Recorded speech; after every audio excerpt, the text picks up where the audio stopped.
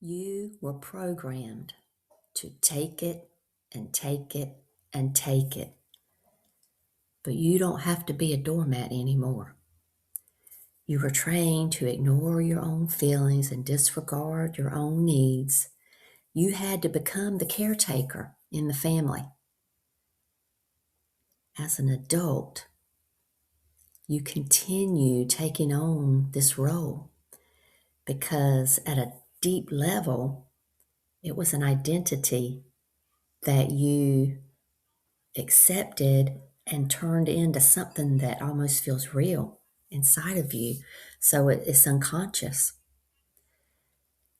It's hard to stand up for yourself because of this. Oftentimes, this familiar feeling comes in, and I'll tell you this because it's going to help you pinpoint something that you need to look at. Oftentimes, this familiar feeling comes in as guilt. And now it's time to reclaim your innocence. Your innocence is your power. But I'm saying start slow by looking at this guilt and how it is a layer of resistance. That resistance is your nervous system on high alert. It is sounding an alarm that is saying, keep yourself safe, make the right choices so that you feel accepted. That fear can quickly become, it shapeshifts into the guilt. So we're going to talk about this today. When you allow guilt to drive, it overrides your own needs. It chooses the caretaker role, and it keeps the old pattern alive. And how is it that this guilt can so quickly and easily push us into that caretaker role that we were conditioned to take on for so long as a child, repetitively? And guilt is very convincing because it masquerades as integrity. I care about people and I want to stay in my integrity. It masquerades as love. I love people. I'm a loving person and I want to stay in this love so that people continue to see me as loving. It masquerades as responsibility. I am a responsible person and I want to do the right responsible thing. So you can see how guilt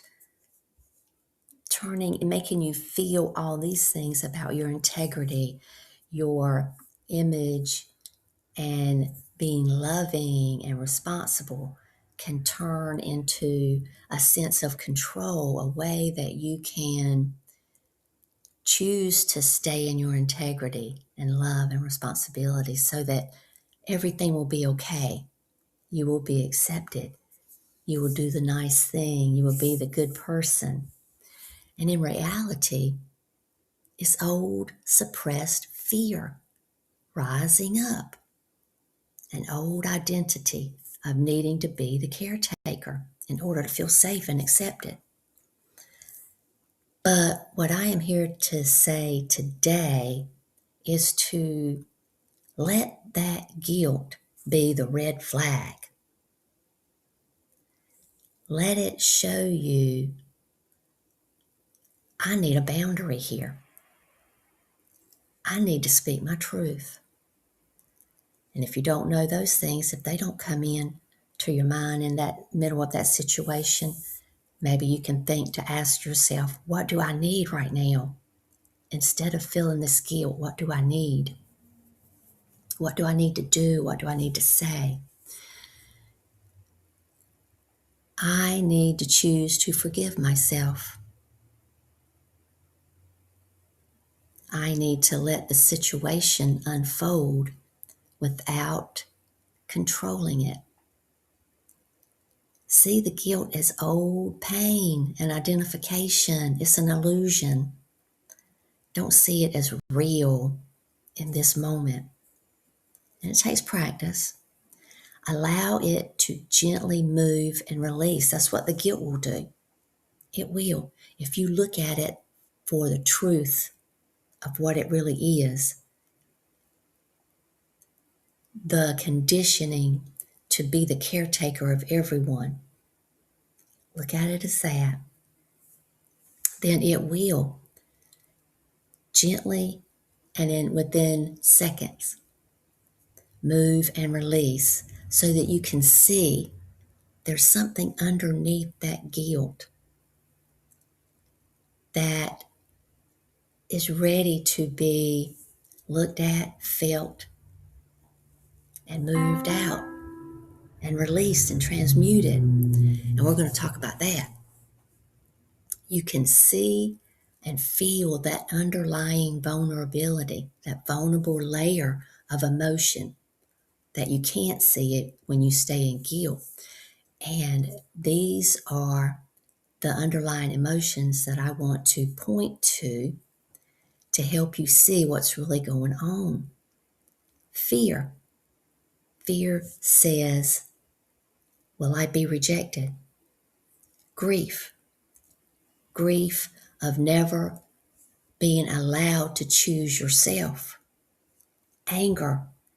Anger of, why did I have to carry so much at such a young age? This shouldn't have been my job. Vulnerability of exploring, who will I be without the caretaker role? I can tell you who you will begin to be, and that is your sovereign, powerful self.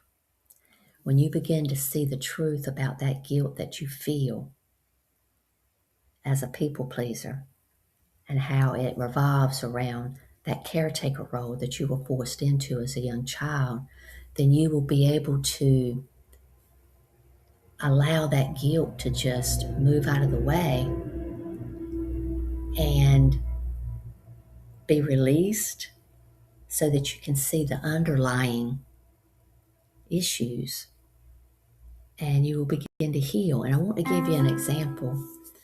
Yesterday I was talking to a friend and she was telling me about she had to put her grandmother who had lived with her, she had to put her in a nursing home because she could no longer care for her because her own physical needs were becoming difficult. She was having physical issues herself and was beginning to not be able to take care of her grandmother the way she needed to be taken care of. So she put her in a nursing home.